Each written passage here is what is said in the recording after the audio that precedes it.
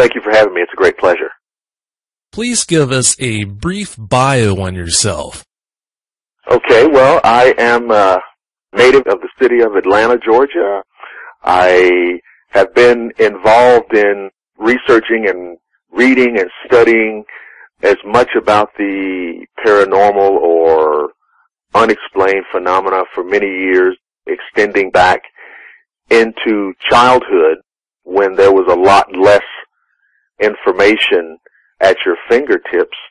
I've been a teacher, a classroom teacher, an education administrator for a number of years, and I kind of took those two areas of, education background and fascination with unexplained phenomena and established something called the American Institute of Metaphysics, which is an educational entity which allows people to have at their fingertips to study those things, which, similar to things that you discuss on your show, like Dogman and various other phenomena.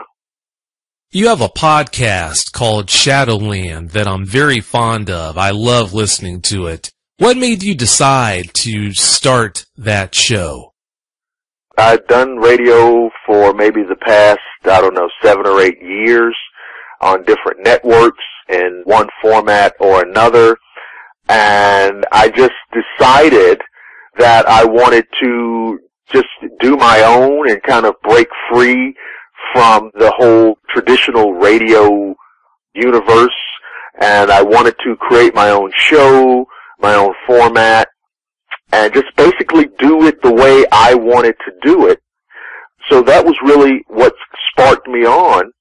And, you're doing something very similar. You've created Dogman Encounters Radio. I wanted to do the same thing with Shadowland. Of course, on Shadowland, it's a general free-for-all with respect to the various different types of paranormal phenomena. We've just really launched, we've just done 7 or 8 episodes, and we certainly appreciate your kind words about it.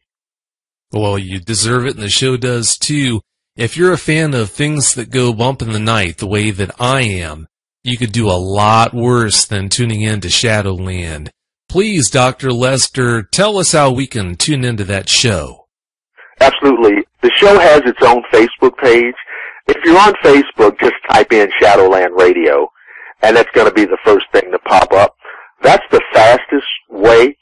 We also run it on YouTube. We'll publish an episode on the Facebook page and on YouTube. And same thing, if you go to YouTube and type in Shadowland Radio or Shadowland Podcast, we're going to pop right up there. We do have a new website, a separate website, where we're also going to put the episodes, and that is Shadowland and it's Yolasite, YOLASITE.com, Shadowland.yolasite.com. So either there, Facebook, or YouTube. If you're online, it's very easy to find it. We try to do a new show every 7 to 10 days, and we'll probably have a new episode published this coming Friday. Well, great. I'm going to tune in like I always do. Just so you know, also, I'm going to post a link to that website that you just mentioned on the resources page of dogmanencounters.com so that listeners of this show can find it that way as well. That's fantastic. Thank you. Oh, you're welcome. Because of your background and pedigree, there are so many interesting things to talk about here tonight. The first question for you that comes to mind would be, of all the cryptids that you know about and have consequently studied, where would Dogman rank in that list? It definitely would be right at the top in terms of the scariest, and definitely right up there with Bigfoot in terms of the most interesting, because you're talking about an anthropomorphic creature, a bipedal creature, a creature that walks upright and leaves footprints on the environment, and it's something that has been encountered by a lot of people, and it almost inevitably leaves them shaken, and I guess, I don't know if traumatized is too strong a word. I think in some cases it may be applicable, but I just find it so fascinating, and just right at the top of the list, because it's so frightening, and it begs such a question: how could something like this exist? In prior conversations, Dr. Lester, I've shared with you the fact that I don't see the term werewolf and the term dogman as being fungible terms. Do you see dogman and werewolf, the terms, as being fungible? Well, I think that, in fairness, the term werewolf would be applicable to the dogman creature only in terms of trying to relate to someone what it looks like. Most people, have seen werewolves, on TV shows and various films. And so I think it may be useful just to give a person, some context. What did this creature look like? Well, it looked like a werewolf. And generally people know what you mean. So to that extent, yes, but I would say to the extent of suggesting that they are one and the same, I would suggest no. As you know, I couldn't agree more about that.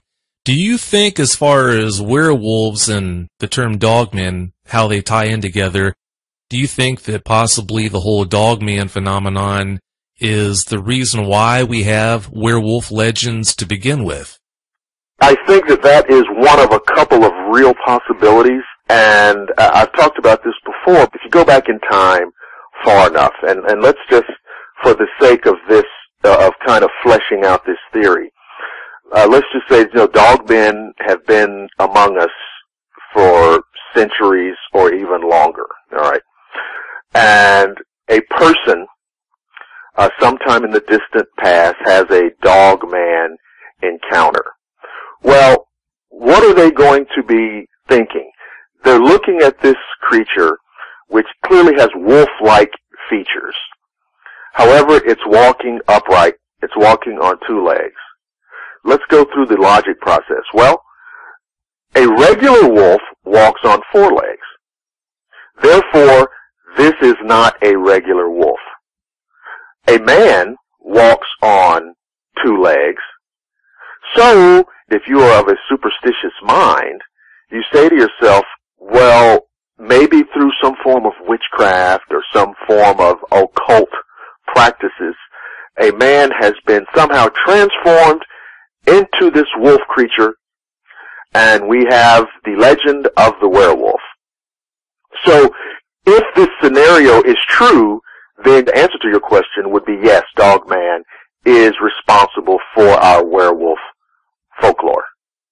You've answered the question about how the dogman phenomenon relates to werewolf legends, but how do you see dogmen correlating to the Bigfoot phenomenon? Well, it's very interesting. I've heard, and I don't know, maybe you've had this experience too. I've heard Bigfoot researchers trying to incorporate the dogman as some form of Bigfoot. I've heard that. Now, I'm not sure if that's correct, because it seems to me, as I go through and review the different examples of encounters, that they seem to be entirely distinct creatures, Bigfoot seeming to have more primate characteristics or simian characteristics, or I think the word is hominoid or hominid characteristics, and the dogman seems to have decidedly canine characteristics that we associate with dogs, wolves, foxes, coyotes, etc. The other aspect, too, is that I don't think that there are examples of the Bigfoot having the typical canid-style knee configuration. To my knowledge, all of the reports of Bigfoot seems to have a lower leg configuration like ours. Is that something you have found? I don't know of any cases of a Bigfoot being reported as having a canine leg structure like you expect to hear in a lot of dogman encounters. Right, so I think that they are two different, distinct things happening. And of course that just makes it all the more inexplicable that you would have these two large, imposing figures existing out there in the wilderness.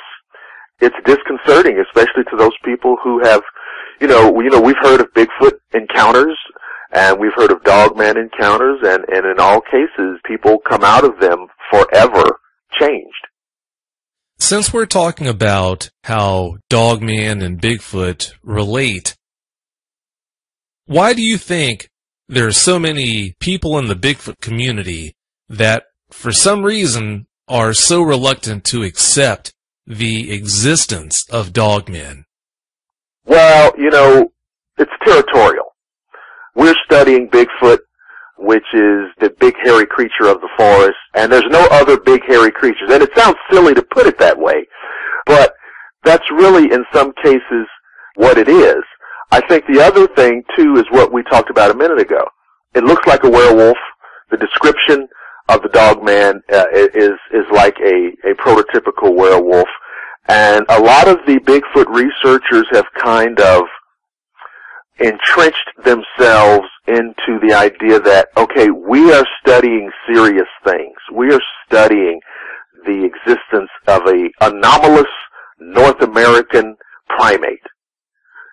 Certainly there are no werewolf-type creatures out there. That must be ridiculous. I think that a little bit of that is going on.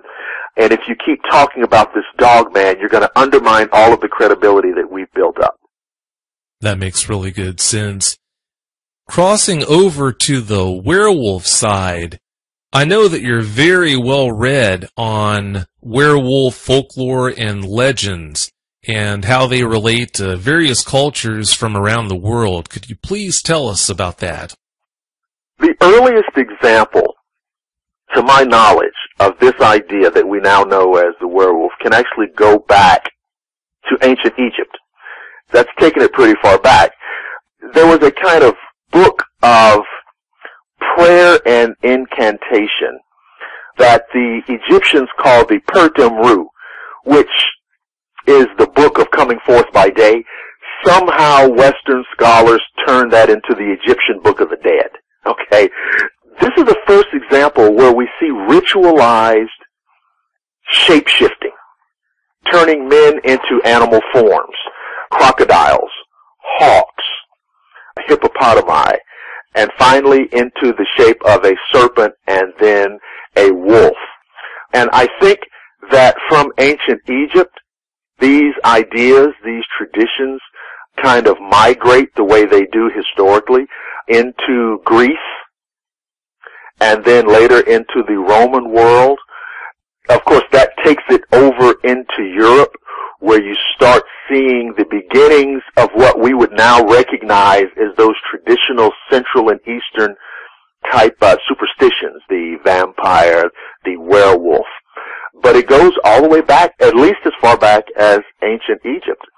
And of course, the Roman Empire at a certain point had a slow conversion to Christianity. And so it was an excellent opportunity to juxtapose the idea of a man turning into a wolf as the handiwork of the devil, Satan, the great adversary.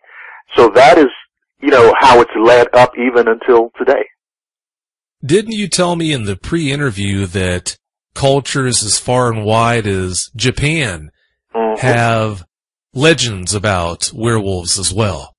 Yes, the Aztec, the Zulu of southern Africa, even in Kenya and other parts of West Africa. In Japan, you have the story of the were hyena in Africa, the were crocodile, the Apache, the North American Apache, the Chiricahua Apache, the Mescalero, have stories of the werewolf. In many Native American traditions, they use the term skinwalker, which is a wizard or a witch that can transform himself into this horrific werewolf-type creature. You have the kitsune in Japan, which is like a were-fox, because the fox is regarded as a trickster, a deceptive, mischievous creature. And so these things exist all over the world. Well, if I had to choose, I think I would much rather have to deal with a were-fox than a werewolf any day. I would have to agree, especially if it looks and reacts and influences us the way the dogman encounters, or the type of influence that dogman encounters have had on people. There's also, to just piggyback on this kind of global werewolf folklore, there's also kind of an occult demonology, if you will, angle to this. And this is something that I've kind of picked up over the years from some people who I consider to be more learned than myself. And it's a very fascinating idea. Most people who research or study or paranormal enthusiasts are aware of spirit possession. Most of the time we think of spirit possession as depicted in movies like The Exorcist or many of these type of programs. Some people in the demonology field have kind of categorized true werewolfism or lycanthropy in the category of spirit possession. And that gives it a very interesting dynamic that a lot of people may not think of. We talk about different kinds of spirits roaming our world, and some of these are elementals, which are spirits of things that have never existed physically, but which seek to experience a corporeal reality, the senses, all of the advantages that go with having five senses, okay? And it is these type of entities which seek to possess the body. And when this happens, and the spirit of a beast takes possession of a person, then this monster is brought to the fore. This horrific imagery, terrible fusion between man and wolf. And of course, this reaches back to our primordial past, when in prehistoric times, Homo sapien and Canis lupus were vying for being at the top of the food chain. The wolf has been our natural adversary since the very beginning. You touched on the subject of possession, and I thought you were going to lead into the topic of why silver has been seen over the ages as a way to kill a werewolf. Please tell us about that. Right, fascinating theory. Well, we all know that silver is an element, like many other elements that you can name, and as such, it radiates at a particular frequency. Now, it is true, everything in the universe has its own kind of frequency that it radiates at, but we're talking about silver. We're talking about the element silver. We also know that spirits themselves are composed of pure energy, and as such, they exist at a particular frequency. We all know that there are frequencies that are compatible, and there are frequencies that are not compatible. You know, we've heard terms like jamming the signal, or not being able to get a good signal, or incompatible frequencies. Well, the theory is the following. Silver radiates at a frequency that disrupts the spirit's ability to maintain possession of the human body. So the frequency of the silver is an incompatible frequency with that of the beast spirit. So, in a way, there are some fundamental physics at work. I've often thought that what we call supernatural or metaphysical are just really higher order physics that we haven't really come to grips with.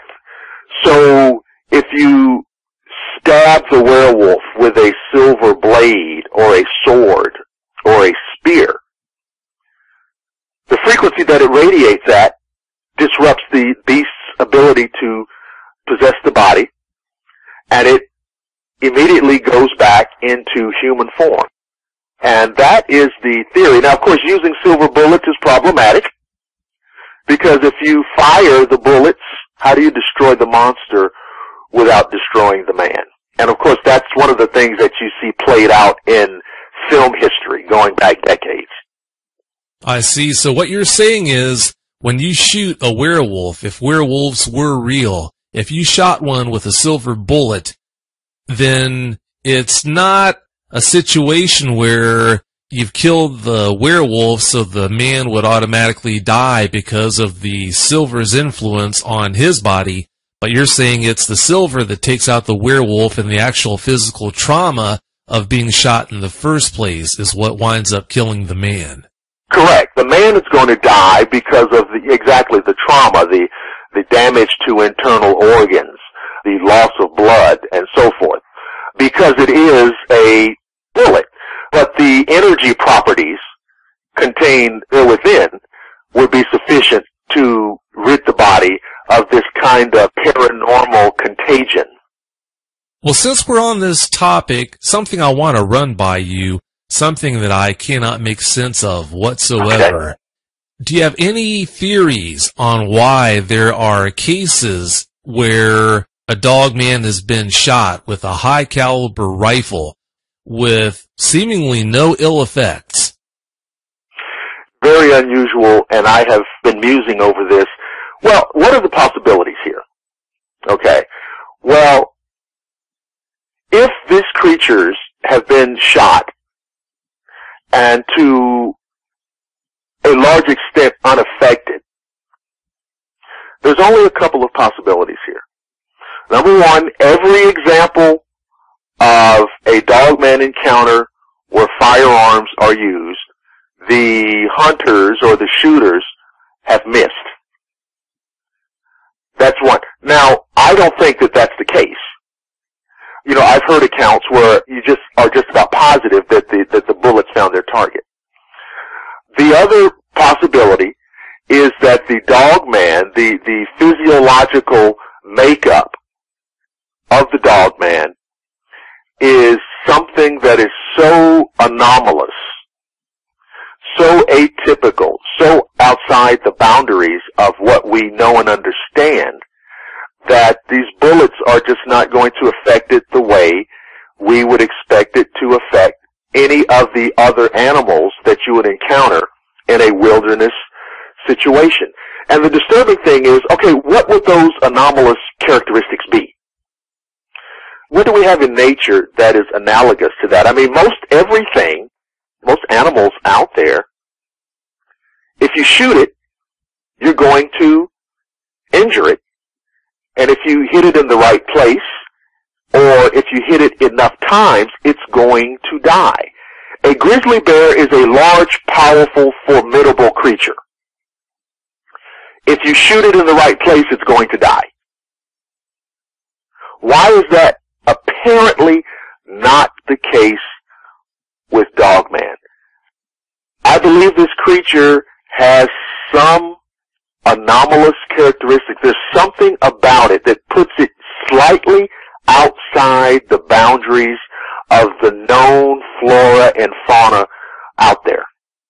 You've come forward and said that you think that there are certain qualities that dogmen have that puts them outside the boundaries that normally govern flesh and blood animals.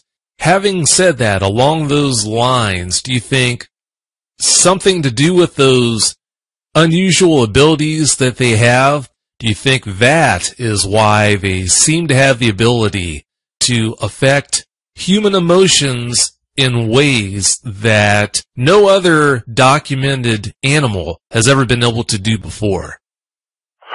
I think you may be onto something. There's no question, based on numerous encounters with this creature, there's no question that this creature has a higher level intelligence than the typical forest animal. this creature seems to act with intent and not just instinct. And so I think whatever it is that's driving this creature, whatever it is that's different about this creature, is also what gives it a higher level intelligence. It may be as smart as we are. I just don't know.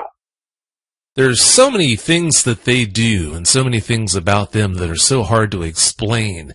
While we're talking about things that are so hard to understand about them, why do you think they go so far out of their way for seemingly no other purpose than to scare the living wits out of eyewitnesses? Even animals that are considered dangerous to humans will typically go out of their way to avoid people.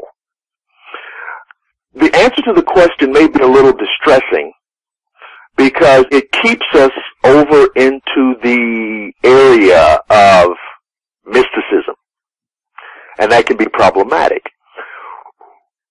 We know that there are entities that elicit fear in people because they feed on that fear. You know that emotions have real energy. We use these words in our everyday language and never think about it. We say red with anger and green with envy. And we say, I'm so mad that I can see red, or you're green with jealousy, etc. If you're a coward, you're called yellow.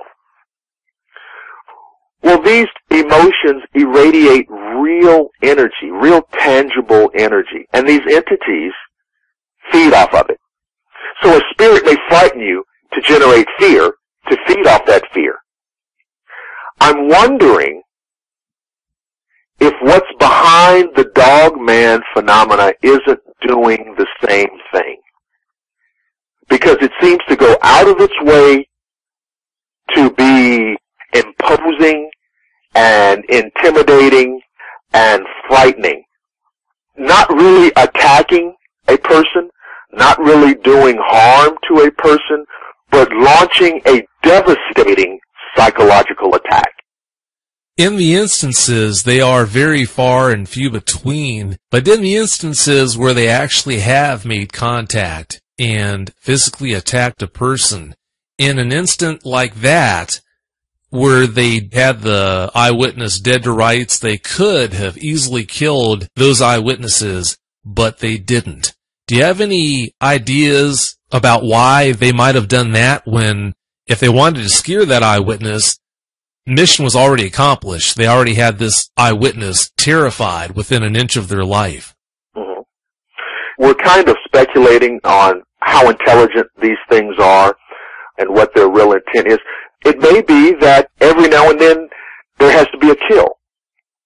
We're just speculating. How many people are out swimming in the ocean and the giant killer shark just kind of swims by and is not even interested? The shark attacks are very rare, and yet, there's plenty of sharks in the ocean. Who knows what it is to make this shark attack in this moment, right? And just casually swim by hundreds of people in the water with no incident in another case. And nobody ever likes this answer. It may be that the occasional dogman victim was just at the wrong place in the wrong time. That does make really good sense. You just might be onto something there. Now, here's the $1 million question for you, Dr. Lester. Uh-oh. Giving how physically impressive they are, when you consider their strength, when you take into consideration how intelligent they seem to be, when you take into consideration also how at home they are out there in the woods, what do you think it would take to actually capture one? Oh, wow. Now, I like that question because we can have some fun with this. I would say this, and I've been asked this question with respect to Bigfoot also, and I have pretty much the same answer. I would guess that it would take a couple of things. You get yourself a team of, let's just say, Army Rangers, You know, these guys with this intense, incredible, crazy survival training. The best in the world.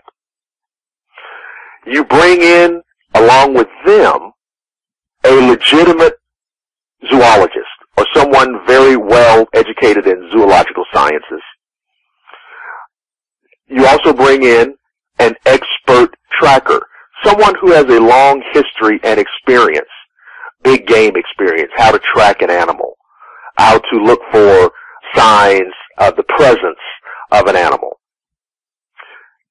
Then you also bring in a technical person, someone who can, you know, mash all the right buttons and make sure that everything's plugged in, whatever the various systems of tracking and monitoring, whatever technology can do. You got to have a tech guy out there. Now, of course, having laid out that laundry list, you can't do any of that without a lot of money. So it would have to be very well financed. But we're going under the assumption that these things are real, these things are out there. I think it is feasible under the circumstances that I just specified to capture one, or at least put yourself in the position where you can demonstrate objectively to the larger scientific community that this is a real creature.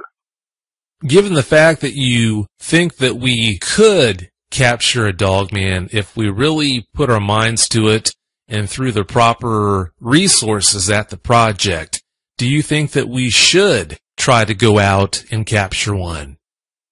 Wow. Well, I would say for the sake of the big picture and the larger necessity to learn as much as we can about everything, I'd say yes. It wasn't safe, and it may not have even been prudent to go to the moon. But it was in our best interest in terms of how much we could learn and how much it would expand our understanding of the universe. Now, I would say going to the moon is probably a lot harder than capturing Dogman, but I think it would serve the same purpose. Think about what we could learn. Think about the potentiality of what it could open up. If we could get a fix on what this thing is, maybe we can look at its behavior patterns, its DNA. I think that the upside trumps the risk. Now, having said that, I'm not advising a group of buddies to go trampling out in the woods, you know, next weekend just to see if they can get lucky. We're talking about a well-orchestrated, well-financed team of professionals. The hair always stands up on the back of my neck whenever I hear someone talk about just heading out into the woods where they think a dogman might be, or maybe where dogmen have been seen frequently, and they talk about it as if they're going to go bird watching or something like that. They don't seem to have any appreciation for the danger that they could be putting themselves into. Well, I can understand why some people would have that attitude, but they really should pay attention to the case history of dogman encounters. If you study that, you'll learn very quickly. Being out in the woods with a gun, with a firearm, does not ensure your well-being with respect to this creature. It just does not. And so I would advise anyone who was so inclined, because it is fascinating, it is interesting, it is bizarre, and we want to know, what is this? What's going on? What's happening? Why is this thing out there? I understand that. But having a gun out in the wilderness is not a guarantee of your safety with respect to this creature. There are just too many reliable examples of people with firearms using firearms against the dogman and not having the desired effect. If you think that we could capture a dogman, given the right resources again and tactics, what kind of effect do you think that would have on our society as a whole if everyone knew that they were out there? Now, do I think that the woods would be flooded with dogman hunters. I think you might get a little bit of that. But I think also, once you establish that these things are real, I think you also can put regulations into place. There's regulations on hunting everything else, right? So I think if you're interested in trying to see if this thing could be protected through legislation, for example, I've said the same thing about Bigfoot. I've always said, look, let's get one dead one. And of course, I know that there are people who just lose their minds when you say that, but I think they're being naive. One dead one would probably ensure the survival of all the rest. Because, for example, if you have a dead Bigfoot, let's just imagine that we have a dead Bigfoot. Every congressman in Washington, D.C. is going to jump up and say, I want to propose legislation to make Bigfoot an endangered species. Every one of them. And it would pass in 5 seconds. It'd be the only policy that they would agree on unilaterally. All right. Now, here's something I also think will happen. Once you open that door a little bit, what starts to happen? Okay, Dogman is real. So what else is real? Well, okay, so Bigfoot must be real too. And Mothman must be real too. And Chupacabra must be real. You see what I'm saying? So I think there will be a cascading effect where the debunker will no longer be able to say, well, none of this stuff is real. Well, what about Dogman? You know, if Dogman is real, you think the idea of Bigfoot suddenly is ridiculous? No. I think that's one of the effects it'll have. It is a really slippery slope, that's for sure. This is one of my favorite topics with regards to dogmen, the whole what if they are proven to exist topic. Staying on that topic, do you see any catastrophic trickle-down effects that might come to pass if all of a sudden dogmen were a reality, such as a mass exodus from the woods? I can't think of very many people that would want to go out and camp, go out and fish, go out and hike, go out and hunt if they knew that dogmen were out there and they might run into one. What are your thoughts on that, and also any consequent negative effects on our society, our economy as a result?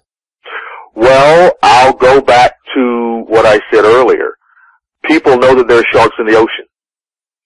There's no speculation. We know 100% that there are sharks. There are big sharks, man-eating sharks. Does that deter people from going to the beach? I think it would be the same thing. There might be some initial drawback. There might be some initial reaction because the story will be played very heavily in the media. But there are beaches, for example, in South Africa and in Australia where you have the biggest, most ferocious killer sharks in the largest numbers. And every summer, the beaches are choked and packed and filled with vacationers. And they know that the risk is out there. You see? So I think eventually it'll be the same thing. Most Americans, or many Americans, or a large percentage of Americans, are willing to take a risk to enjoy and do the kind of things they want to do. I can see where you're coming from on that theory, but in my opinion, I think since dogmen tie into the whole werewolf legend so closely, they look just like you would expect a werewolf to look. It's right. My opinion, Dr. Lester, that if it was proven one day that dogmen do exist, they are a reality, it's my opinion that the reaction would be much stronger from people than what you just talked about with regards to people still going to beaches, getting into the water, even though they know that South Africa has a huge great white shark population. I think that whole psychological monster thing would draw a much stronger reaction from people than what even giant sharks like great whites get out of people. You may be, yeah, I don't know. I mean, I'll tell you this. Both of those, the recognition of the great white shark and the presence of Dogman, both of those are enough to deter me. So, you know what I mean? So, how other people would react, I don't know, but if some super safari hunting team drug the carcass of a Dogman out of the woods tomorrow, that would be quite enough for me. Maybe other people have more courage than I do, but yeah, it would frighten some people off, for sure. But I would be really interested just to see the scientific fallout of it, the social fallout of it, and again, if Dogmen are real, and don't make any mistake, we tell kids that monsters aren't real. And for a lot of people, that's probably a sensible response. But you and I and other people happen to know that they are real. I use that example a lot when I talk about why the Dogman phenomenon is so scary, why it affects us so severely. Like you said, ever since you were really young, your parents told you that monsters weren't real. And then all of a sudden one day you find out that they are, so it just turns your whole world upside down. If they're real, then, like you mentioned earlier, what else is real? So it's so hard to know what to believe and what to expect. I think that's one of the reasons why it's such an uncomfortable topic. Moving on, I know you're familiar with the whole David Paulides missing 411 issue. In your opinion, do you think that Dogmen play a major role in all these cases of missing people out in the wilderness? Well, when you look at this creature, you're talking about a large, in some cases it's 7, 8 feet tall. I can only imagine what this creature's physical strength actually is. We know that it has the typical predatory accoutrements, the fangs, the claws, etc. So in other words, it has the ability to maim, to kill a human being, probably with relative ease, to the extent that a person in an unfortunate circumstance may never be seen again. And so I would say yes. I think that with the knowledge that these things do exist, and the knowledge that there are these people who go missing, unseen, in some cases maybe even unreported, I think it's absolutely fair game or fair play to say that Dogmen may be playing a role. I wouldn't dare speculate on what percentage, because I also think Bigfoot plays a role in this. I can't imagine a worse way to go out than to be out in the woods and have a Dogman attack you and take you out. That's just absolutely horrible. You mentioned the weapons that they bring to the table. You mentioned the fact that Sasquatch might also be responsible for a lot of the cases of missing people. Because of the weapons that Dogmen have, do you see Dogmen as being more pernicious than Sasquatch?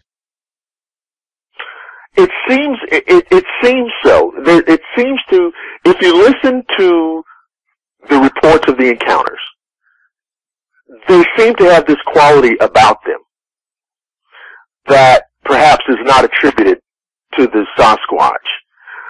There are cases of the Dogman, for example, attacking farm animals, chickens, and so forth, and not really eating them. Now that, to me, suggests just a certain level of malevolence, because we also have cases of Bigfoot killing farm or domestic animals, but it seems as though they are doing it for food purposes. Okay? This Dogman creature seems to just have a bloodlust. It's killing the animal and just walking away, leaving the carcass strewn about, and so forth. So there seems to be an added dimension of malevolence with the Dogman. That just goes right back to the topic of things that they do that are just so hard to understand or explain. I never will. Do you think that someday down the road these things ever will be proven to exist? I hope so. I hope so. Here's the thing. Researchers have been looking at the Bigfoot question for a much longer time. I'm not really sure if there is a real pecking order, but we've only really started looking seriously at the dog man, I guess, since about the 90s, I would say, seriously. So it's going to take a while to kind of manifest more vigorous, more comprehensive research than we've seen, expeditions and so forth. I would like to think that, yes, at some point we will muster the requisite resources to do so. If that day ever does come to pass, it's going to be very interesting to see how people react. Do you have any closing comments you'd like to share with us? I've enjoyed being on the show. I've been, of course, a fan of the show, and I think it is so very important that we have a program like this that's focusing specifically on this phenomena, because I feel that in all of the kind of the universe of unexplained phenomena, this is one of the most important of the emerging fields. So I was very happy to take part in the conversation today. Well, I'm so glad to have you here. Well, thanks again so much for coming on. It's been wonderful talking with you. It's been a pleasure. Thank you so much. Oh, thank you so much for your time. Well, as you know, please don't be a stranger, okay? All righty.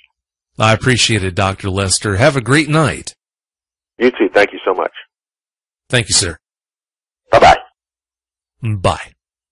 If you've had a dogman encounter and you want to speak with me, whether in private or on the show, you can reach me at contact@dogmanencounters.com. I'd love to hear. Our guest tonight is Mike Lawrence from Red Bluff, California. Mike, welcome to Dogman Encounters Radio. Thanks so much for coming. Thank you, Vic. Please give us a brief bio on yourself. Well, I grew up in Cub Scouting.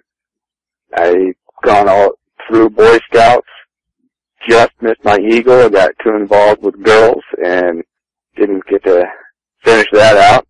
But into my adult life, I taught in Scouting.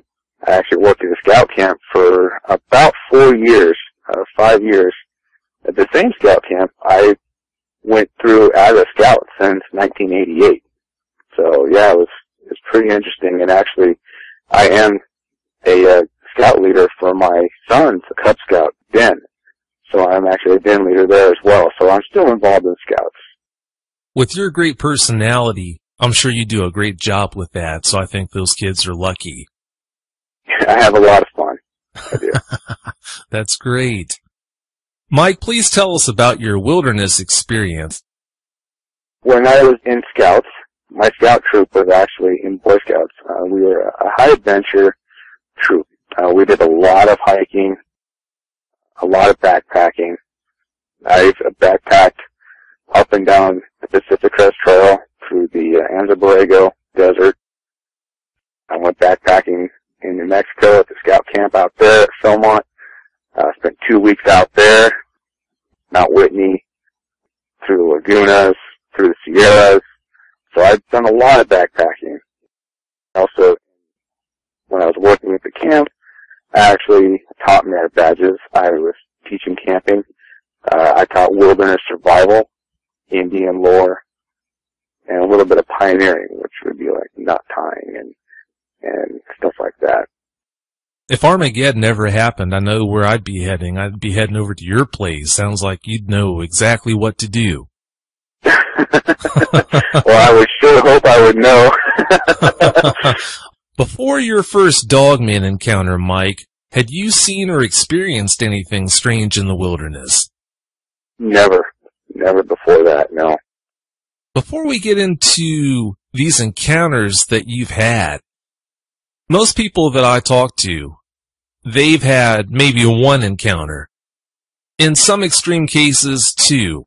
But with you having had more than 2 encounters, that puts you into an elite category, to say the least. Your encounters have affected you above and beyond not being comfortable in the woods anymore.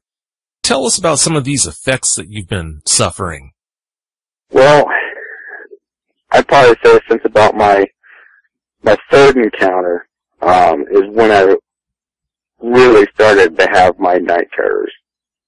You know, my first encounter, it was, you know, at the time it was just, I was young, I didn't really know what to think of it, and I couldn't grasp it. Second time, I was kind of in disbelief, couldn't believe what I was seeing, and the third time, it was just complete, okay, you know, this is something real. This is terrified, and the image is forever ingrained in my head, and I had night terrors for probably 2 to 3 years straight, at least once a week with the same dream.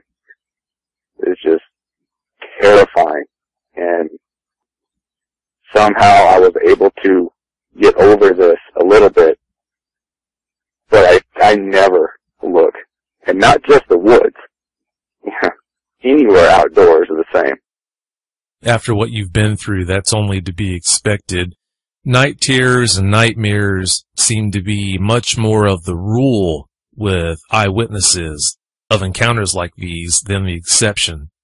Since you've had so many encounters, you're the perfect person to ask this question to. Are your encounters less traumatic the more you have? After you had had that second encounter, by the time that third encounter that you had rolled around, was it easier to deal with having had 2 before, or what? Yes and no. The shock, the initial shock of when you realize what you see and what's looking back at you, staring deep into your soul, deeper than you have ever seen in your life, that shock kind of wore off. And it was okay, this is what I am seeing.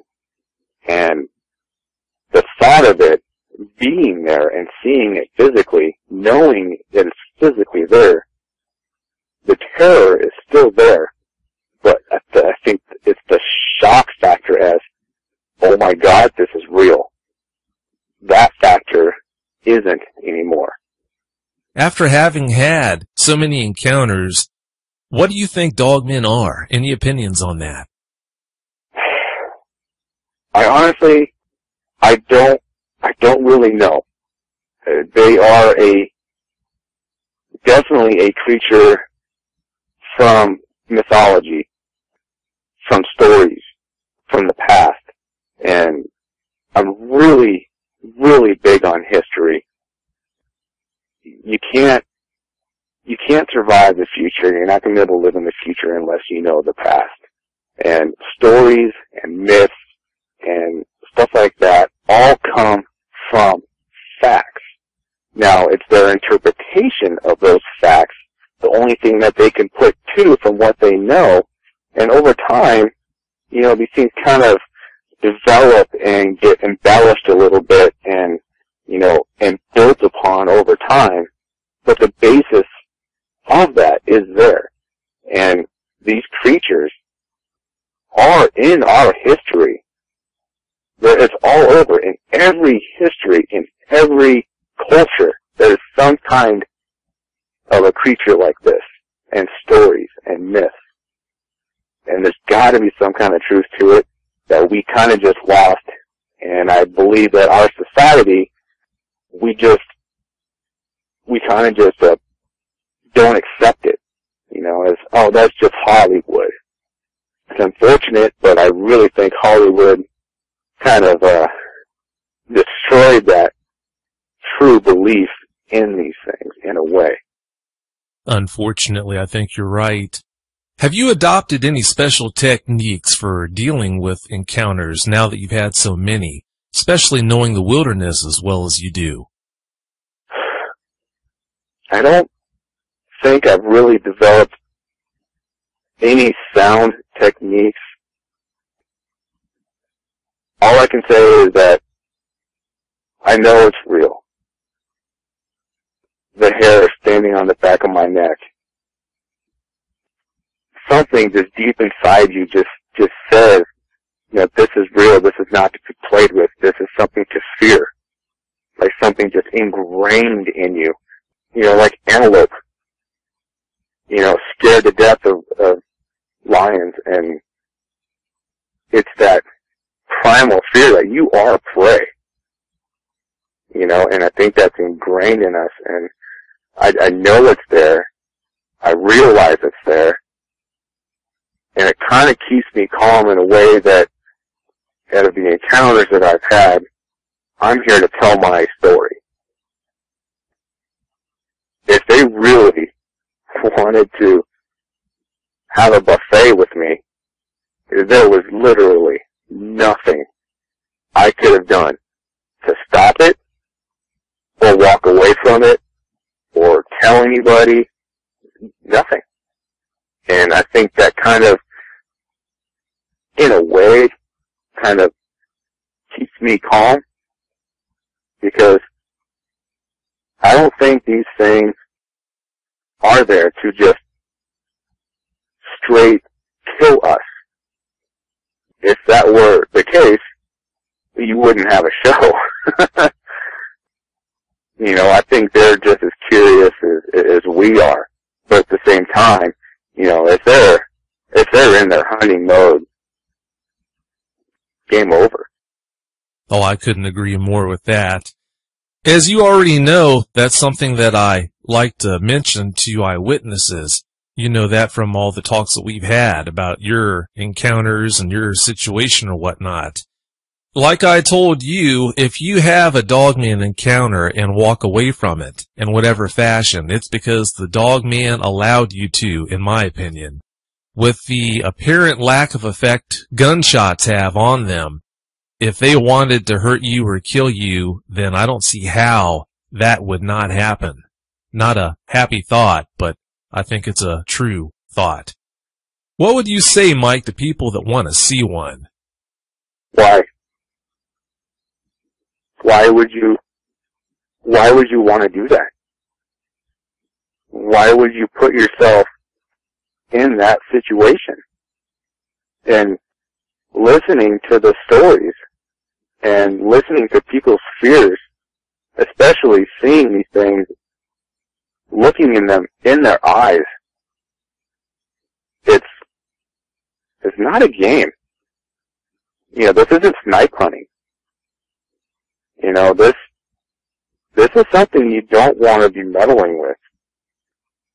If you happen to see one by chance or by accident, take it as that.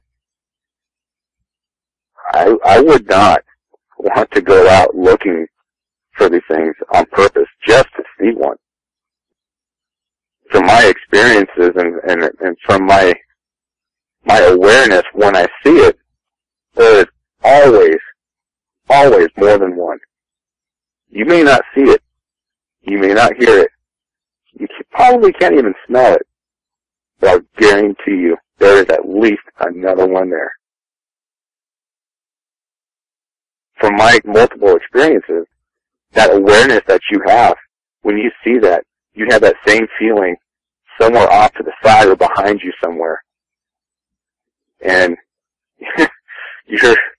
you feel like a hamster in a cage with it wide open as a hungry cat just sitting there just staring at you. It's a situation you don't want to be in. You really don't.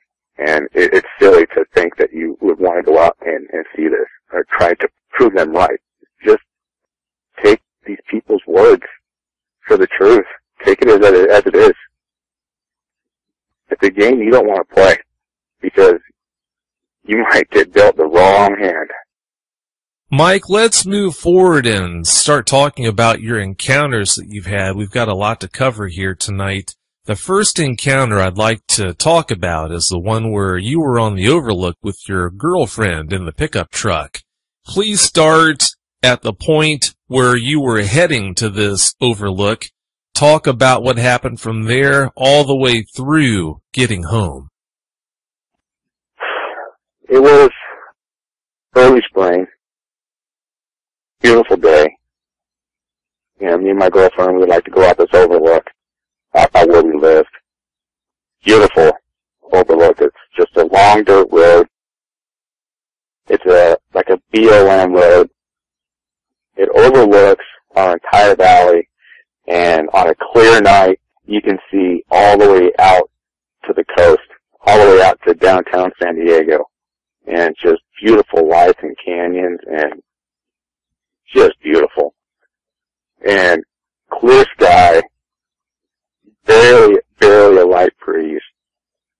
We were headed down the road, and we get out to our normal little spot there, and we get out, and we get in the back of the truck, and we're kind of just sitting there just talking, and just kind of looking around, just, doing boyfriends and girlfriends do at a lookout.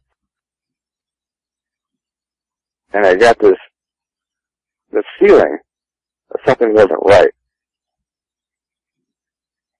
Felt like someone or something was watching us. And I kept looking off to the bushes, the shrubs back behind us, and up in that area there's a lot of manzanita, sumac, shrubs like that. I couldn't see anything, but I felt something there, and it was just eerily quiet. It wasn't supposed to be that quiet. We couldn't hear a cricket. Normally there's tons of crickets out there. There's also a creek down at the bottom down there, so there's frogs. You can hear frogs every once in a while. Tons of lizards. There was nothing. Just silent. You could hear a pin drop if you dropped it in the sand. She got scared and she got nervous. She told me, she said, Mike, I don't feel right. I don't feel safe here. There's something wrong. Like, let's go. And I said, okay. And I looked back at where I had this feeling coming from, and I see a head with pointy ears, and I thought it was just like just a big dog or a coyote or something, like just right on the top of this little ridge, just peeping its head over, and it would kind of go down a little bit. I could still see the tops of its ears, like it's trying to hide from me, just looking through the leaves. And so I said, okay, I helped it out of the truck, kept my eye right where I saw it, and I let her walk onto her side of the pickup, and I kept looking at it, and it was kind of just peek up just a little bit, and then go back down. And I got this feeling that, like, I'm being hunted. Like, that gut feeling in your stomach just drops. And you feel yourself just go pale. I kept looking at this bush, and I walked backwards to my side of the truck and kept my eye on that bush because I didn't want to turn my back. I didn't know what it was. I got in my truck, started up my truck. I kind of backed up at an angle to turn to head back down the road, and I felt a thud. I look in my rearview mirror, and I see the face of what looked like a giant coyote.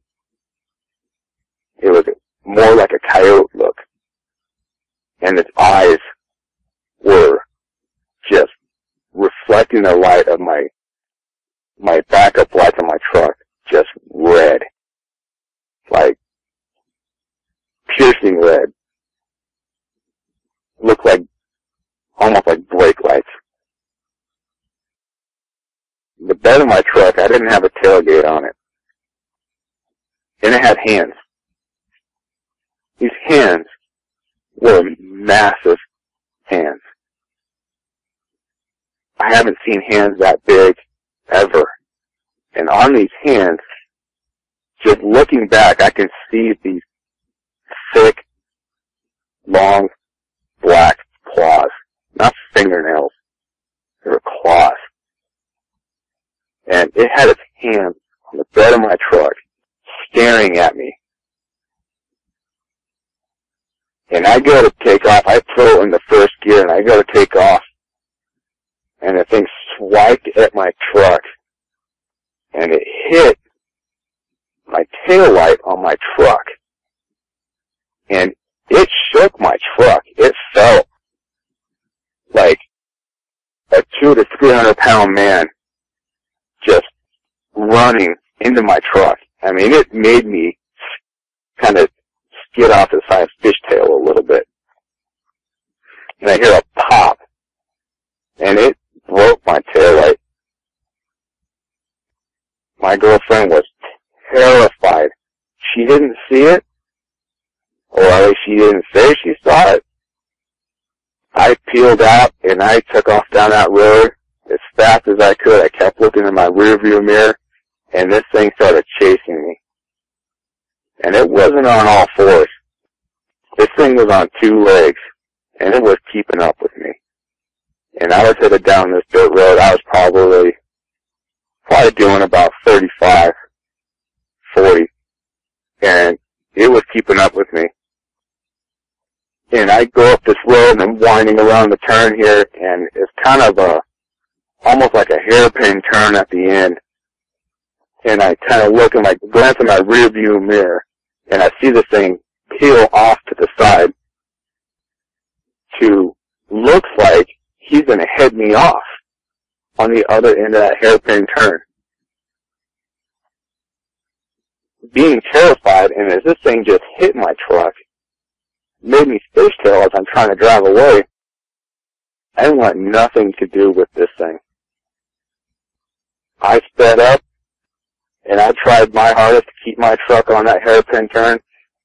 I turned around that turn in that dirt, and my truck was almost completely sideways going around that turn, trying to keep it on the road.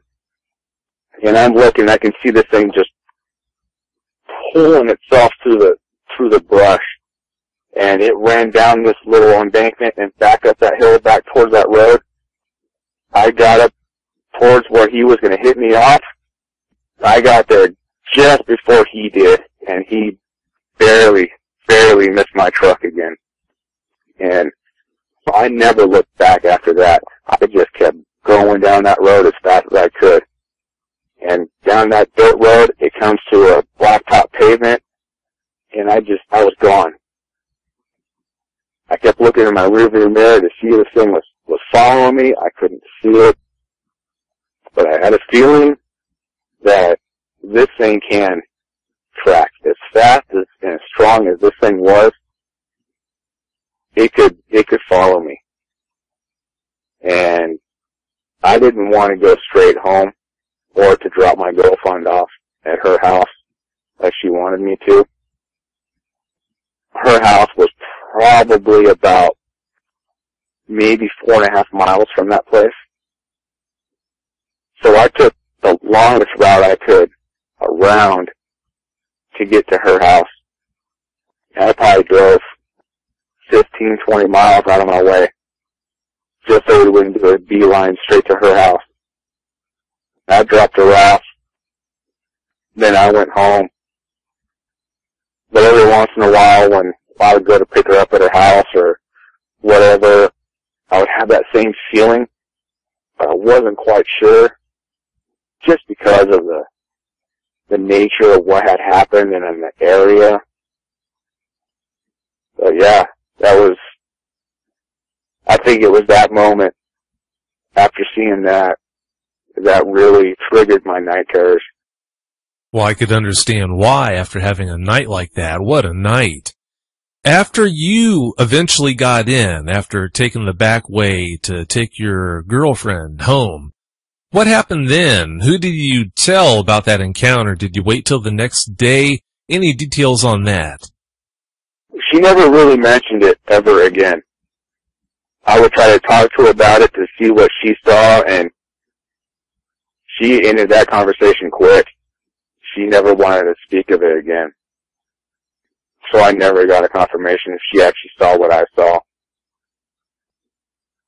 I never told anybody about that, just being out of disbelief and my past experience by suggesting to somebody or telling somebody what I really saw.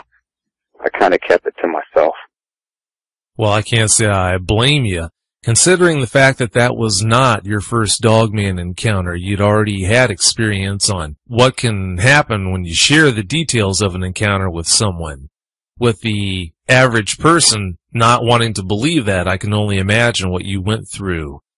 Now, having shared that particular encounter, let's move on to the encounter, if you don't mind, that happened when you were walking down that road alone that night, heading back towards camp. I taught wilderness survival, and my particular camp where I would teach it was about 1.5 miles, 2 miles outside of the rest of camp, due to the seclusion and the nature of teaching wilderness survival. So I'm walking back from chow, and I'm by myself, like I always do. It was just after dusk, and it was just about getting dark to where you can start to see a star or two in the sky, but it was still kind of light enough. I never walked with a flashlight. I could see pretty well in the dark. I've got some pretty decent night vision. I'm walking up this road by myself, and I'm used to listening and hearing everything around there, and I know the sounds, and I know what creatures are there, and what stirs, and what makes noises. I'm walking up the road, and on either side of this road, there's just tons of black oak. It's just littered with dry leaves. The ground is probably 3 or 4 inches thick of just really dry leaves. I mean, it's almost impossible to walk through those leaves without making a sound. Walking up the road, and I can hear the leaves kind of just crunch, but it was matching my steps. I thought it was kind of weird. I'm walking on blacktop on a 2-lane road, and I hear leaves, like I'm walking on leaves, but it was a heavier walk. It wasn't like a person was walking through the leaves. It sounded heavy. I stop and I listen, and I don't hear it. And I take another step, take another one, and I start to hear it again. But this time, I hear it closer, like it's right next to me, pacing me off to the side. I stop again, and I will kind of look over. I can't see anything. The canopy from these black oaks just makes the ground just really, really dark.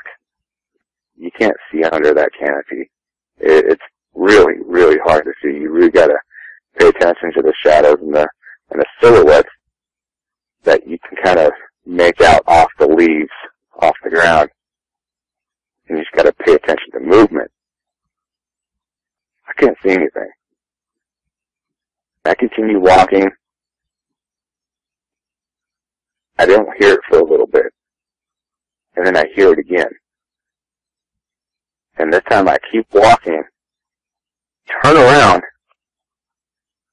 and I see the thing jump out onto the road behind me. Probably about 75 yards. You know, it's really hard to tell the distance in the dark. We used to pull pranks on each other a lot. You know, and that's what we did. You know, we always pulling pranks on each other. And, you know, with somebody being out and that far out, oh man, you can imagine the pranks that you can pull on somebody to make them terrified. So I'm looking, and I'm standing there, I'm kind of cockeyed on the road, and kind of standing at an angle, kind of just sitting there just looking, and it's kind of crouched down. It kind of stands up a little bit, and I see that this thing, taller than me, and it's not standing all the way up. And I notice that the legs aren't bending right. It looks like he has almost like dog legs. It's bending backwards. But they're massive legs. Like, they're not like skinny legs. They're like massive, like the size of a bodybuilder legs, but bent like a dog's. And at that time, I'm thinking to myself, oh. And it kind of kneels down a little bit, squares up to me, and it's just staring at me. And I kind of square up to it to get a kind of a better look at really what I'm seeing. And when I squared up to it, it kind of knelt up a little bit, had its one arm kind of just sitting on its knee, and one arm, his right arm, was kind of sticking out a little bit, and his left arm was kind of sitting on, I guess, his knee, almost like a ready stance for a sprinter. And I'm thinking to myself, oh my God, is this really happening? Just when I'm getting ready to run or scream, I hear truck tires and headlights heading up the road. And this thing turns and it looks back at me and jumps from the center of the road about 30 feet off the road down into like a little ravine where there's a little creek off to the side of the road. And on that side of the road, there's just stinging metal and poison oak and just thick brush. And it ran through there like somebody just running through a lawn, like a grass lawn, like it was nothing. Just ran right down that ravine.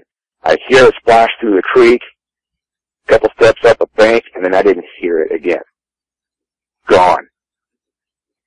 It was my friend pulling up the road to come and get me to head down to an activity we were all doing.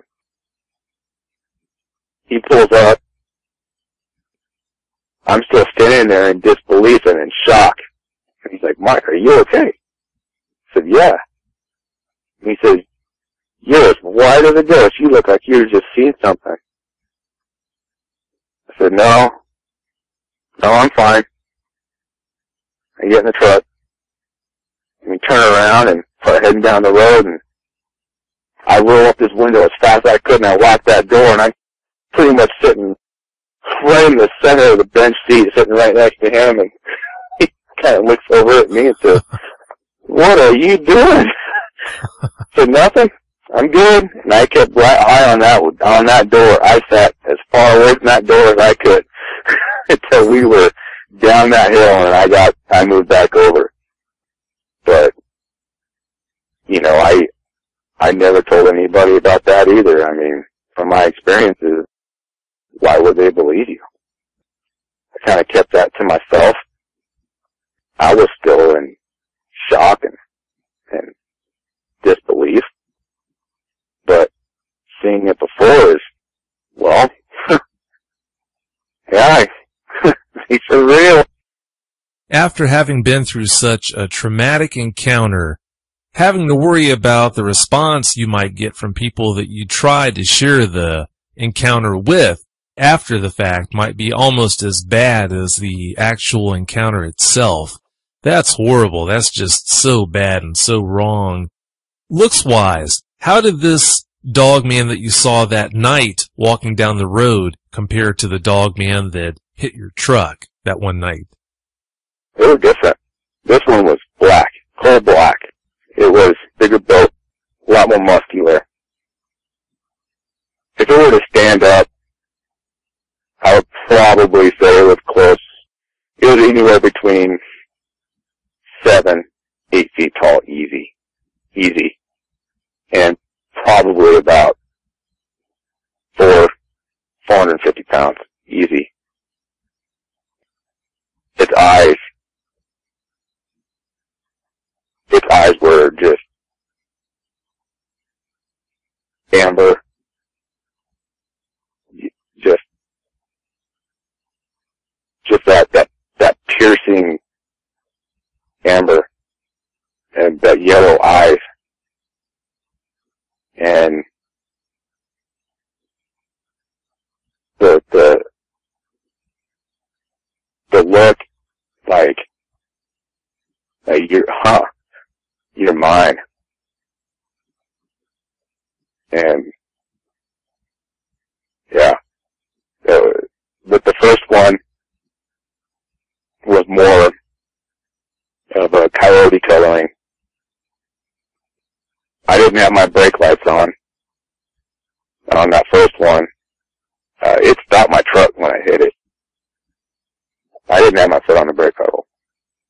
My truck was resting on its legs. And my backup lights on my truck lit him up. He was a coloring like a coyote would be. His eyes were red. Just red. And, man, yeah. I can't get those images just out of my head. And it's like, they almost look like something out of Hollywood. But it's real. I mean, you could see the lips move. You can see the snarl. You can see the furrow in the brow. You can see their eyes blink. You can see them sniffing around. You can see their nose move around like a dog does. It was real. And you can't fake that. Yeah. Terrifying. Yeah, when you see one of these things, when you see the real deal, there's no mistaking what you're looking at is real. It's not someone in a silly costume. Now, to go back a little bit to talk about that first encounter you mentioned tonight, Mike, when you backed into that dog man, did that kind of put it over the top emotions-wise, make it even angrier than it already was, or was it already very angry and you didn't really notice a spike in emotion when you backed into it? I didn't see the emotion before I backed into it, but I can only imagine backing into it made that situation even worse.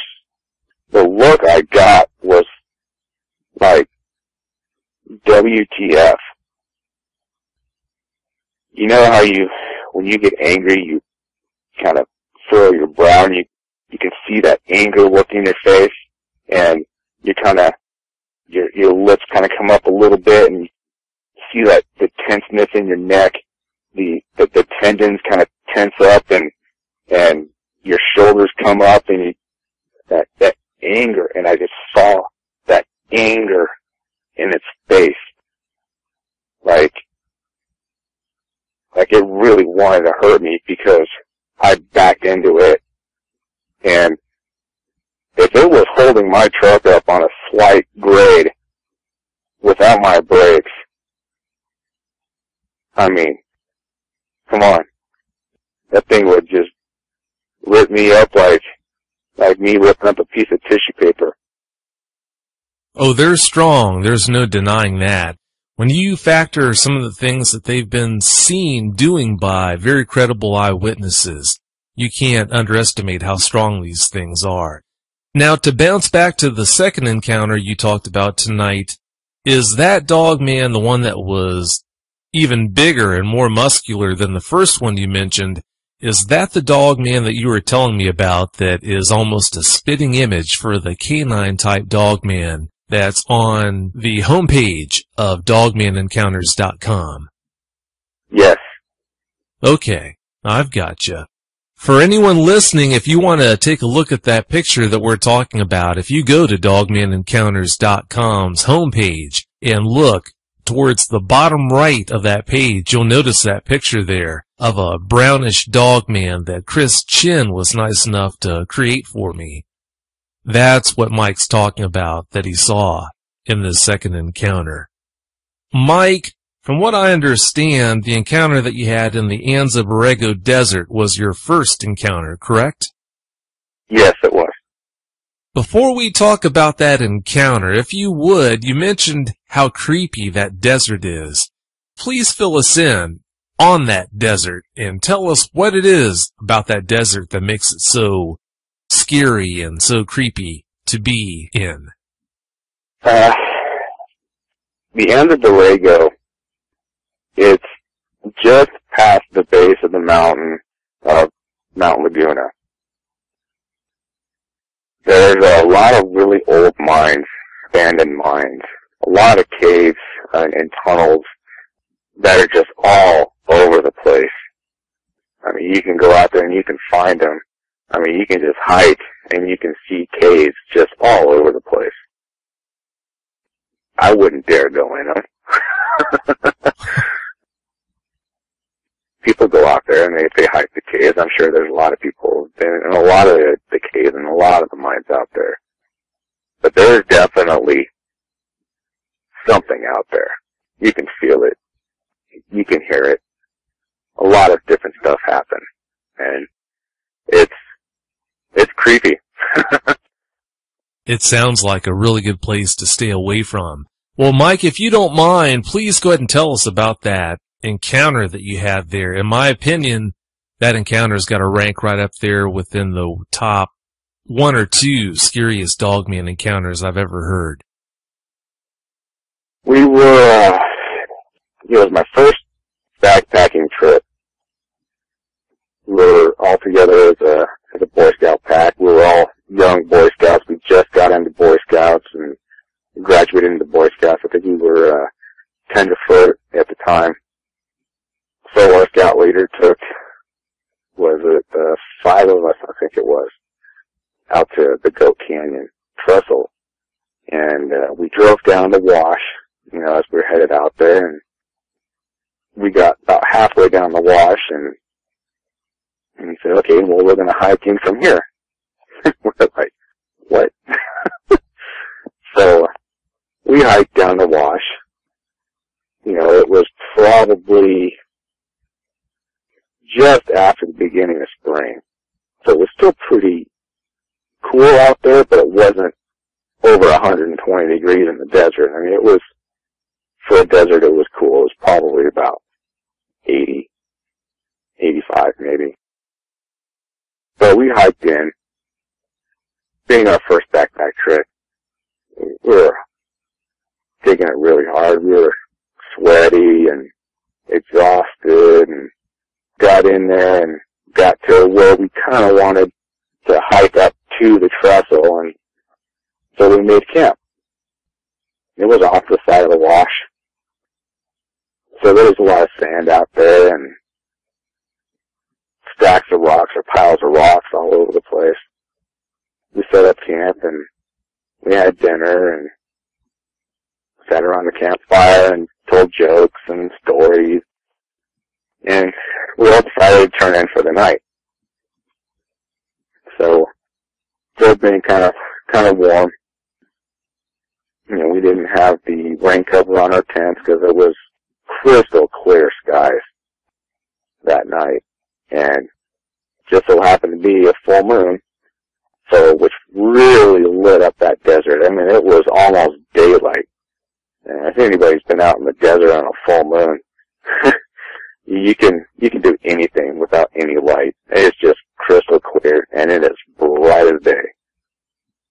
So we didn't have that rain cover on, and we were still pretty warm, and my my friend who was bunking with me in the same tent, we decided to unzip our door. You know, it didn't have a window on it, but it was a nice, light breeze. And so we kind of zipped it down, halfway down. And we turned in for the night, and we were sleeping, and I wake up in the middle of the night. I'm guessing 1:30 in the morning. Everybody's sound asleep. And I hear, like if anybody's walked through a dry wash, but the sound of footsteps in like a decomposed granite sand. Just a rough sand. That sound of footsteps. It wasn't heel toe. It was more of a through the sand. And there were broad steps. Like they were large steps. I hear it getting closer. I couldn't make out what it was. First time I've ever been out in the wilderness. I was 15, I think, at the time. 14, 15, something like that. So I'm trying to think what it was, and then I thought maybe one of the scouts or my leader was out going to the bathroom and just walking back to his tent. But then it kept getting closer and closer, and I can hear a deep, like sniffing sounds. But they were deep, like they were massive lungs. And I'm starting to get terrified. And so I'm not making a sound. I'm laying there stiff as a board. And then all of a sudden, I hear one more step closer to my tent, and then just inches away, my head is laying against it towards the back of my tent. Inches from my head, probably 5 inches, 6 inches. Side of my tent goes, and I can feel the back of my tent just press down on the back of my head. I'm terrified. And I'm sitting there and I can hear it sniffing. I look up. As I look up, I see this thing lean over my tent and look down right at my face. He is standing right above me. All I could see, what looked like the one I backed into. The coyote type of look looked like a giant coyote just looking down on me. And the eyes were reflecting like a amberish color. I couldn't see the pupils, but as I was looking around, I could see its eyes moving around. It would kind of turn its head a little bit and sniff around. It would move its eyes around, and I could see it reflecting in the moonlight. And it's looking down on me. The look on its face was more of a, what are you doing here?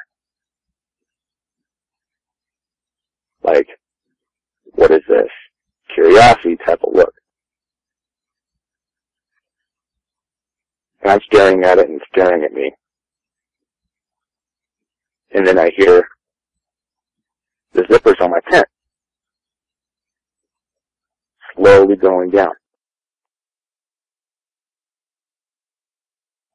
I don't want to look. Terrified. So I kind of looked down with my eyes, kind of tilted my chin down toward my chest a little bit so I can see down. I saw these hands that weren't people's hands. They were lanky, long, thick fingers. Almost like a mixture of if you were to take a wolf's paw and stretch out their toes and make them like fingers.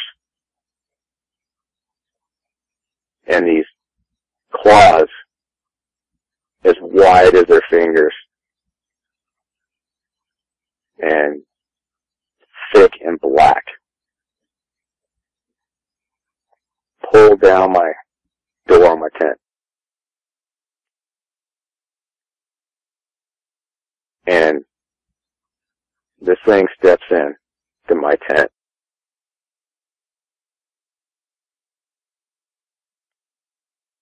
It's kind of like it looked a little bit like the bigger one, but it was small.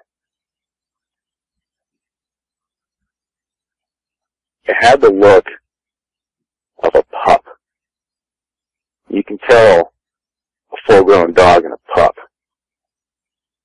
It had that younger look, like it was a pup. If this thing were to stand up, it would probably be maybe 4 feet tall, maybe 4.5. Really wasn't that big. But I could tell it was kind of a pup because its hands were too big for the proportions of its body. Like a dog growing. Like their paws get really big. You can tell how big that dog is going to be because of their paws. They haven't grown into their paws or their ears yet. It had that pup feeling. So this thing steps into my tent and sits down on my ankles. And it sits down. I had my feet kind of sticking up in my sleeping bag. And the top of your foot and that little arch in the top of your ankle where it meets your leg kind of sits down like right there. At that point, I literally pissed myself.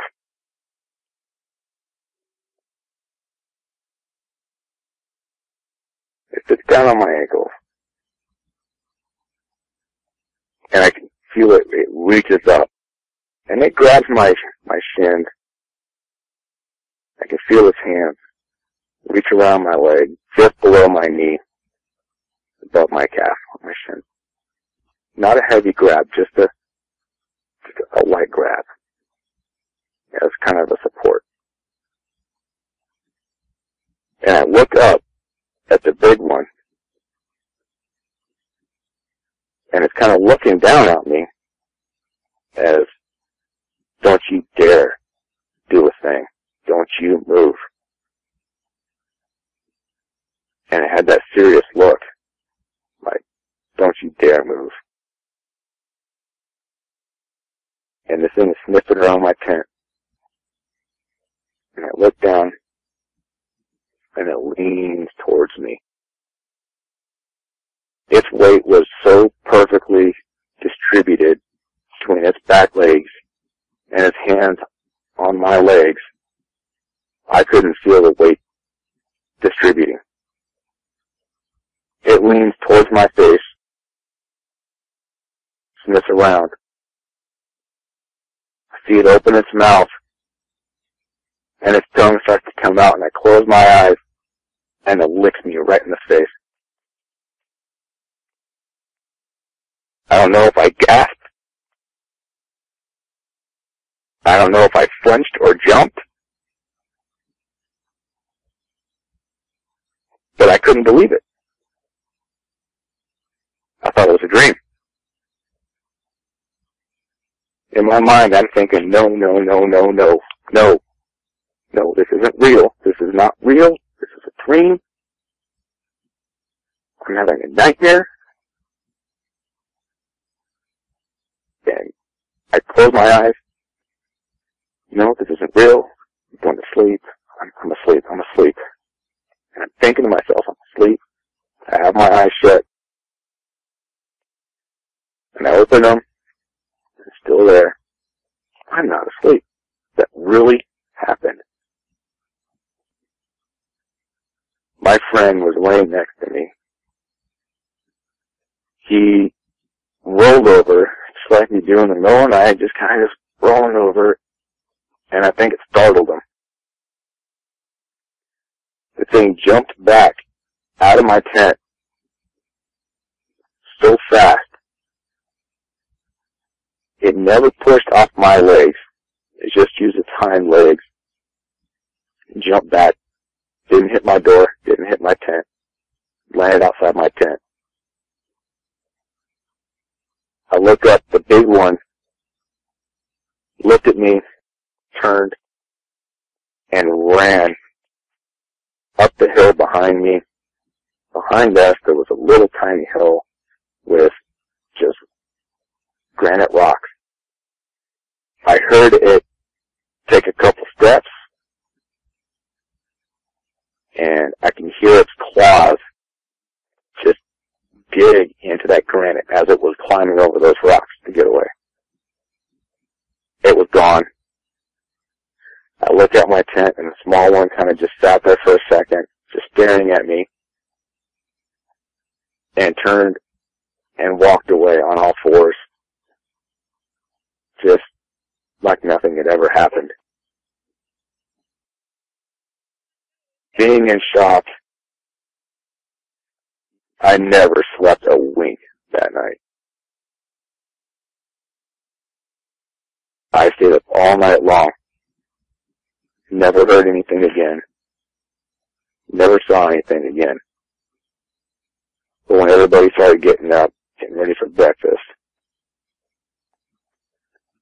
the other scout that was sleeping in my tent with me, and he woke up, and I asked him, "Hey, did you see that last night?" And he said, "See what?" I said, "Did you see that coyote or something come into our tent?" He said, "What?" I said, "Yeah, like a coyote or something came into our tent." And he's like, "Man," he's like, "You're dreaming." I'm like, "No." I said, "Yeah, look at the door." He's like, "Oh, you did that. You probably went out and went to the bathroom and didn't zip it back up." No, I didn't. You know, we get breakfast, and I'm walking around, you know, kind of cleaning things up, and just to solidify what I saw, I kind of just walked around the backside of the tent where I was, and I saw those huge tracks. Huge. They were much, much bigger than my hands. Probably about 3 times the size of my hands. My hands fit right inside that track perfect. I did see what I saw. And I told my scout leader, I said, "Hey," I told him what I saw. And he told me, "Well," like, "are you sure? Because there's no such thing as anything like that. There's nothing that big. This is your first time camping away from home and backpacking. You were probably exhausted. You were dreaming. It wasn't real. That didn't happen." Wanting to believe that, I think in some way, I convinced myself that it really didn't happen until my second sighting. If I were you, I'd wear it as a badge of honor that you only pissed yourself. Most people, including me, probably would have had a Charmin moment also. When you described the look of these dogmen, Mike, you said that they look more like coyotes than wolves. What about their features makes you say that? they don't have the thick, longer hair. The hair is a little bit shorter, has the coloring of the coyote, so it blends in better with the surrounding areas. There's not a lot of shadows or shade out in the desert, so they got to blend in with the actual coloring. They're not as muscular. They're not as well built.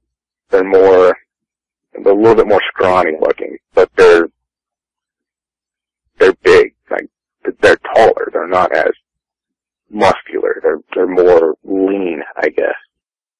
With regards to their muzzles, are you also saying that by being coyote-like in looks that their muzzles aren't as substantial as what you would expect a wolf's muzzle to be as well? Yes, exactly. They're not as prominent. They're not as broad and as big.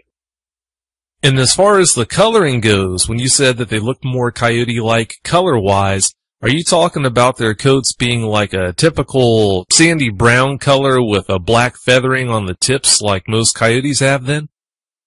Exactly, yes. Yes.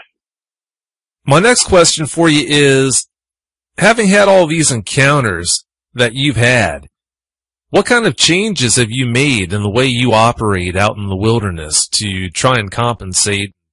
Leave yourself as prepared as you can, because from what I understand, even though you've had these encounters, you haven't sworn off the wilderness. You still do go out from time to time. Oh, yeah. Yeah. I love the wilderness. I like the seclusion. I like the sounds, the smells. Just being out there, it's comforting, even though they're there. It's comforting just hiking for me. It calms me down. I love it, and I'm never going to give it up. Just being aware that they're there, I know that they're there. Having these encounters kind of built an awareness with me. I've been around bears. I've been around mountain lions. I've been around a pack of coyotes. I've been around these types of predators, and never, ever do you get that feeling that you are prey. But when you're around these, it is a primal fear that is ingrained in you somehow to fear these things, and you know that they're there. When they're there, you know it. Even though you can't see it yet, you know it's there. And it's that awareness and that fear that is always there when they're around. And so when that comes back, you know there's something there. But with being out in the wilderness, hiking and whatnot, I definitely keep my head on a swivel. I'm looking up, I'm looking down, I'm looking all around me. I always look over my shoulder. I never, ever look straight ahead. My eyes just don't keep looking straight ahead. I don't. Being out there and seeing these things kind of makes you appreciate your peripheral vision, because your eyes can play tricks on you, and shadows can play tricks, but your peripheral vision is your true vision. And when you see something there in your peripheral vision, it's there.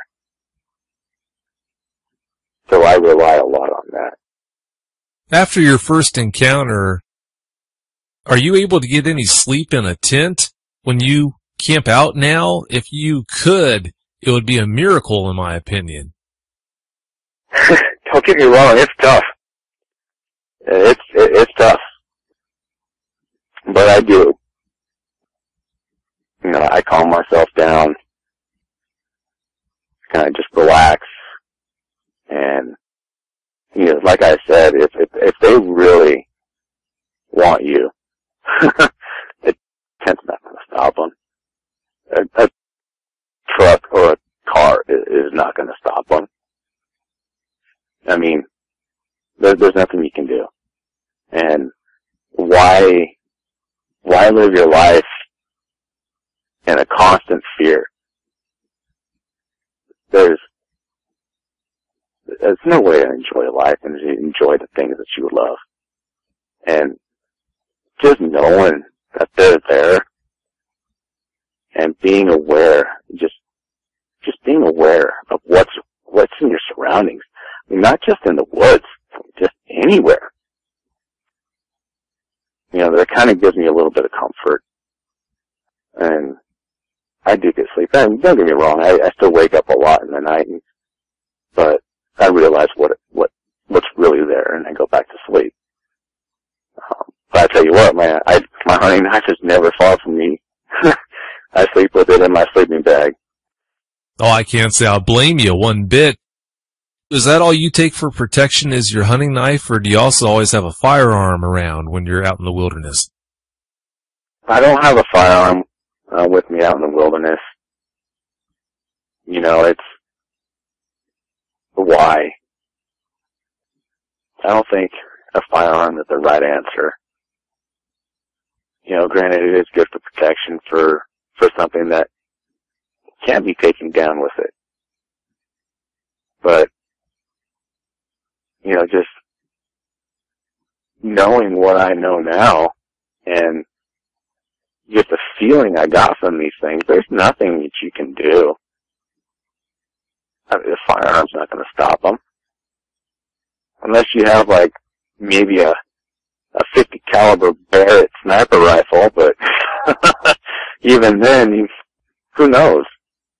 You know, but a knife, you know, maybe I can hurt it and cut it, or maybe I can get lucky. But I don't want to accidentally shoot something that didn't need to be shot. I don't know. Well, given the past history of people that have tried to shoot one of these things, maybe all it would do would be to make it angrier, so maybe you are onto something by not taking a gun with you in the first place. Now, through the course of all these experiences that you've had here, Mike, with dogmen, you mentioned the sniffling/snuffling sounds that the big dogman made as it walked up on your tent. You also mentioned the sniffling sounds that the smaller one made when it got ready to lick you on the face. But through all of your encounters, did you ever wind up hearing and seeing at the same time any of these dogmen make any sounds? I never heard a howl or any like real like vocals, but I have heard guttural like growls and almost like kind of like a dog trying to warn you something's there, but without being too loud to kind of just, you know, I've heard that. Definitely the growl. I mean, you can feel that growl in your chest. You feel it. I have heard that. Do you have any opinions on why you seem to have all these encounters when most people would never have an encounter in their life? A scant few will have one, but for you to have 3 dogman encounters, any idea why you're so lucky? Before you answer that, I do want to say that for some reason, some people just seem to get on their radar, and they do have repeating encounters with these things, but I wanted to get your take on it. The only thing I can think of is that I am a little sensitive to energies and pressures. Like I can feel shifts in pressures and different energies. I can feel presence of air.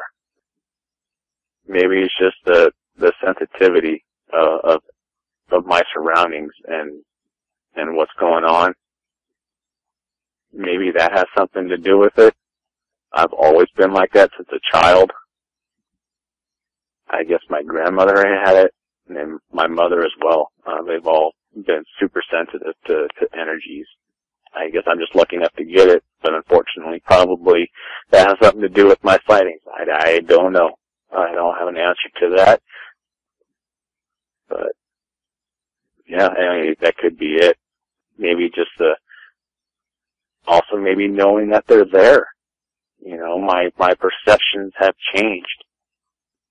It's kind of like when you buy a car or you're looking for a car. You see that car everywhere, but you really didn't see it too much when you didn't have it or you weren't looking for it. You know what I mean? Kind of your perceptions have changed and you kind of see things now more frequently. And maybe that has something to do with it. That makes sense. That would explain it. My last question for you is, have you heard about any encounters with dogmen in any of those areas that you mentioned having them? Not in the areas, not down in San Diego. But I have heard it where I live now. Since joining your site and listening to everything, and now I'm a lot more open about everything. I've actually spoken to a coworker of mine and asked her if she's ever heard of dogmen, and she told me no. Well, she said, well, what are they? And I said, well, I gave her a description of it, and the look on her face was, oh my God. And I said, you know, what's up? Like, you just look like I just hit something. And she said, well, my husband, about 8 years ago, went on a hike with our son. We were just up in the mountains around here, and they were hiking, and he said that he saw what looked like a wolf on steroids. He said, but it looked different. He said it had a little bit longer arms, and it just didn't look normal, but it looked like a wolf on steroids, like it weighed like 300 pounds. And I said, well, you know what? I said, that's most likely a dog pen right there. And I said, talk to your husband and go check out Dogman Encounters and tell me what you think. And she actually just got back to me today about it and said, my husband turned white when he read some of the stories and saw some of the images and the pictures and said, that is what I saw. So where I live now, there is dogman in the mountains. So, yeah. That's amazing. The fact that you're working with someone whose husband had also had a dogman encounter. Who would have ever thought that? Although the encounters are becoming uncomfortably more common than I would have ever imagined that they would be. That's not good news at all. Before I ask you to give closing comments, Mike, I want to mention something about next week's show. This is not where the story ends with you. You've got all kinds of crazy things going on around your home. I'd like to have you back, if you don't mind, next week to tell us all about these things that you shared with me that are going on there. Would you mind coming back? Sure, I would love to come back. Well, I appreciate it. I'd love to have you come back and talk about that. Do you have any closing comments you'd like to share with us? I just want to say that if anybody is listening to this and they're in doubt, if this is your first show listening to, start with episode 1. Listen to all the accounts. All the accounts have a lot of similar aspects. And multiple witnesses, multiple sightings, multiple encounters, having the same descriptions, the same feelings, the pain, emotions. You can't discount that. These things are real. This isn't Hollywood. This is no joke. We're not here for entertainment. This is real. Don't go out and try and find these things and have a sighting of yourself. This is something you don't want to see. You really don't. The image will be forever ingrained in your mind. You can't erase that. The feelings you can't escape from. And don't put yourself in a situation to where you can't walk out of. You maybe dealt the wrong deck, and I would hate to read that in a paper or see it on the news or even hear about it from somebody. It's terrifying, and just be smart. Use your common sense. Just take our word for it. You can do your own research. You can listen to these accounts, but come on. Don't hunt these things. Leave them alone. Well, I can't thank you enough for coming on and sharing all those encounters and info with us, Mike. I really do appreciate it. Oh, well, thank you for having me on. Oh, anytime.